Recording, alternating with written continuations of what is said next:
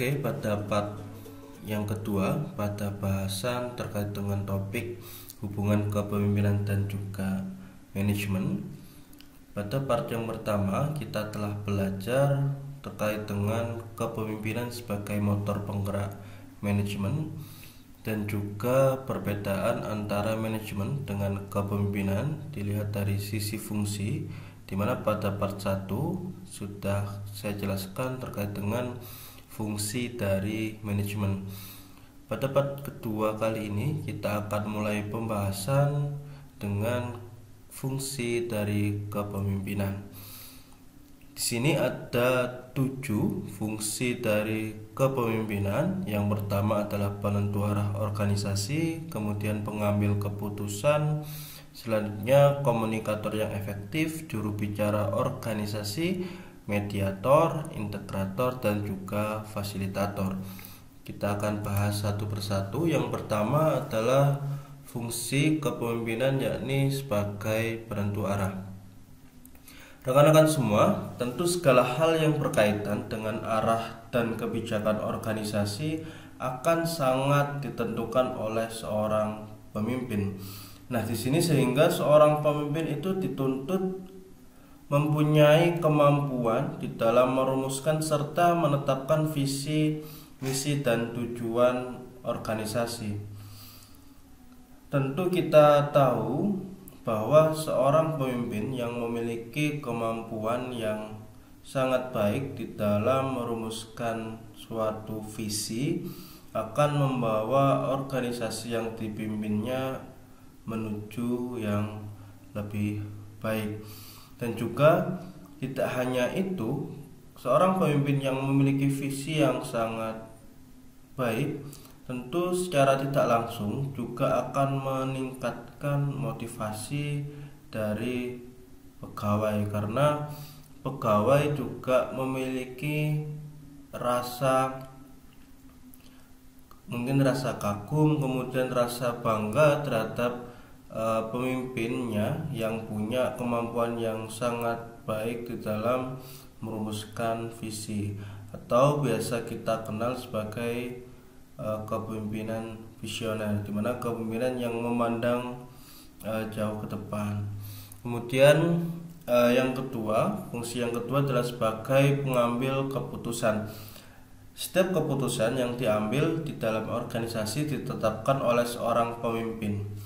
Di sini terlepas dari proses penentuan kebijakan itu apakah berdasarkan usulan dari bawahan maupun ditetapkan sendiri oleh seorang pemimpin.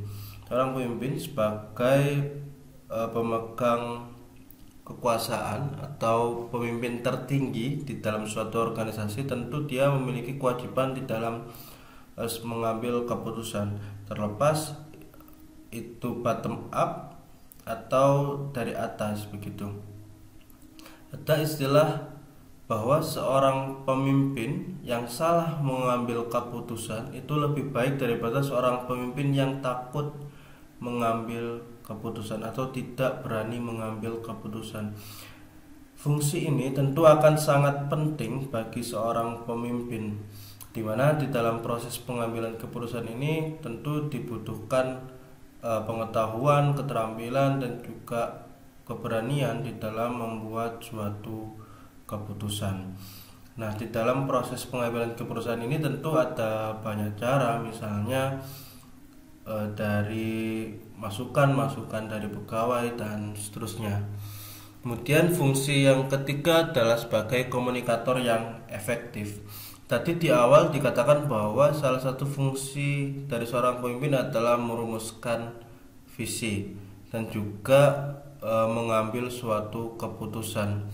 Sebaik apapun visi yang dimiliki oleh seorang pemimpin dan juga sebaik apapun keputusan yang dibuat oleh seorang pemimpin, itu akan sia-sia manakala seorang pemimpin tersebut tidak punya kemampuan berkomunikasi. Dia tidak punya kemampuan untuk mengkomunikasikan atau menyampaikan maksud dan tujuan seorang pemimpin tersebut kepada bawahan. Kemudian dalam melaksanakan fungsi ini, seorang pemimpin tentu harus menjalankan peran sebagai seorang komunikator yang handal Artinya setiap pesan dan informasi ataupun arahan-arahan yang datang dari seorang pemimpin itu dapat dipahami dengan mudah oleh bawahan yang menjadi komunikan atau audiensnya. Kemudian yang keempat adalah juru bicara organisasi. Nah, dalam menjalankan fungsi ini, rekan-rekan semua, seorang pemimpin merupakan wakil dari organisasinya, sehingga seorang pemimpin mampu menjelaskan berbagai hal yang berkaitan dengan organisasi kepada berbagai pihak. Nah, pihak yang dimaksud di sini merupakan pihak baik itu internal maupun eksternal. Maksudnya, juru bicara organisasi ini bagi pihak internal adalah menyampaikan maksud-maksud ataupun cara-cara dari mungkin keputusan maupun visi yang dimiliki oleh seorang pemimpin kepada bawahannya. Sementara bagi pihak eksternal, seorang pemimpin ini juga harus bisa memberikan memberikan kepada orang di luar organisasi ini terkait dengan mungkin visi dari organisasi, kemudian apa keunggulan dari organisasi, budaya kerja dan seterusnya. Nah, fungsi yang keempat ini juga merupakan fungsi yang sangat penting bagi seorang pemimpin. Kemudian fungsi yang kelima adalah mediator. Maksudnya adalah setiap pemimpin dapat menjadi penengah dari pihak-pihak yang terlibat konflik baik di dalam maupun di luar organisasi. Tentu adanya konflik yang tidak diinginkan itu sangat amat mengganggu bagi berjalannya organisasi. Nah, di sini pemimpin harus bisa berfungsi sebagai mediator atau sebagai penengah yang bisa menyelesaikan konflik yang ada di organisasi. Kemudian fungsi yang keenam adalah integrator. Setiap pemimpin, rekan-rekan semua, diharapkan dapat menjadi pemersatu bagi seluruh anggota organisasi sehingga terbentuk suatu tim kerja yang solid di dalam organisasi sehingga seluruh aktivitas dapat berjalan dengan lancar dan tanpa hambatan. Jadi seorang pemimpin tidak hanya menjadi penengah atau penyelesai atau orang yang menyelesaikan konflik di dalam organisasi, tapi jauh dari itu seorang pemimpin itu juga harus dituntut memberikan atau dapat menyatukan seluruh anggotanya atau seluruh bawahannya sehingga bisa secara bersama-sama meraih atau mencapai tujuan yang telah ditetapkan. Kemudian fungsi yang terakhir atau fungsi yang ketujuh adalah sebagai fasilitator. Di sini pemimpin memfasilitasi apa yang dibutuhkan bawahannya, terutama kebutuhan terhadap berbagai fasilitas yang mendukung kelancaran kerja bawahan. Nah, fungsi fasilitator di sini tidak hanya mendukung kelancaran kerja pegawai, tetapi juga bisa memberikan kesempatan kepada pegawai dalam pengembangan kemampuan maupun pengembangan kinerja dari seorang pegawai. Nah, di sini bisa misalnya memberikan tanggung jawab atau tugas-tugas yang baru, atau bisa juga mengirimkan pegawai itu di dalam pelatihan baik itu formal maupun non formal dan seterusnya. Kemudian poin yang selanjutnya kita akan membahas terkait dengan hubungan manusiawi dalam kepemimpinan.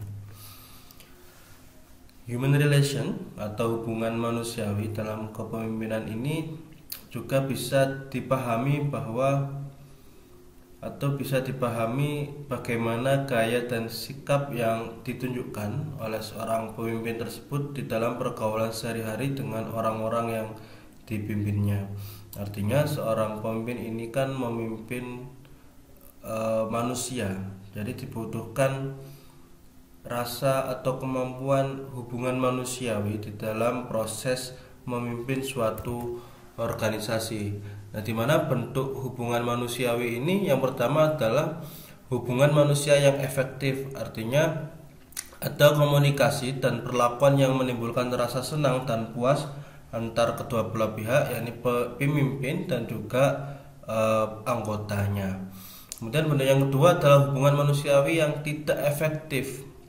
Nah, di sini tentu harus kita hindari, yaitu komunikasi dan perlakuan yang menimbulkan perasaan tidak senang atau tidak puas antara kedua belah pihak.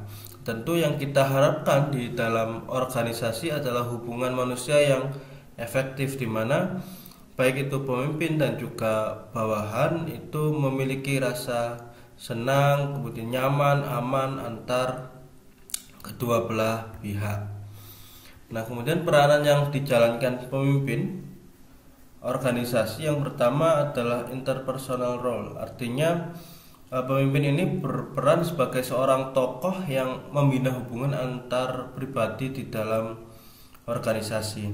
Dia harus bisa menjadi pemersatu di dalam organisasi. Kemudian informational role, artinya seorang pemimpin ini berperan sebagai sumber informasi yang diperlukan organisasi untuk mencapai tujuannya. Baik rekan-rekan semua, kira-kira bisa kita cukupkan pembahasan materi terkait dengan hubungan kepemimpinan dan manajemen. Semoga bermanfaat untuk kita semua.